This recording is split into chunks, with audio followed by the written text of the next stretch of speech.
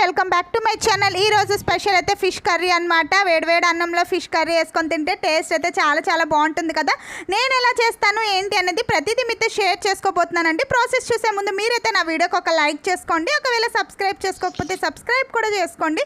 ఫిషెస్ని అయితే వాష్ చేసేసుకున్న తర్వాత దాంట్లో కొంచెం పసుపు ఉప్పు వేసి అయితే బాగా మిక్స్ చేసిన తర్వాత ఫిషెస్ని అయితే బాగా ఫ్రై చేసేసుకోవాలండి. తర్వాత అల్లం తల్లుల్లి పేస్ట్ కోసం అయితే ఒక ఆనియన్, కొంచెం అల్లం, కొంచెం తల్లుల్లి కూడా యాడ్ చేసుకోండి. తర్వాత హాఫ్ స్పూన్ గసగసాలు కూడా యాడ్ చేసుకొని బాగా మిక్సీ పట్టించండి.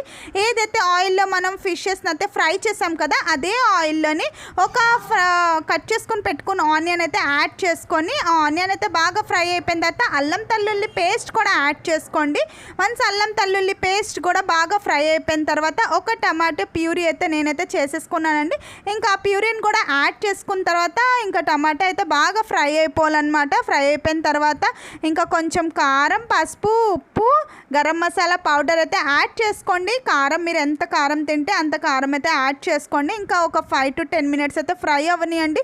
తర్వాత ఒక హాఫ్ కప్ ఆఫ్ వాటర్ అనేది యాడ్ చేసుకొని మసాలాలన్నీ కూడా బాగా ఫ్రై అవ్వనియండి, బాగా ఉడకనియండి.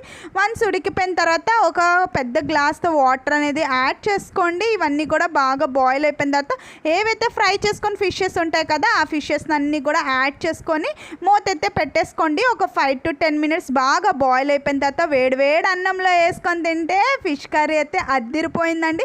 మీరు కూడా తప్పకుండా ట్రై చేయండి. నచ్చినట్టయితే లైక్ చేసుకోండి అండ్ సబ్స్క్రైబ్ చేసుకొని అయితే అస్సలు మర్చిపోకండి. మా పాప కూడా చూసారా చాలా బాగుంది అని చెప్పింది. మీరు కూడా తప్పకుండా ట్రై చేయండి. Bye bye.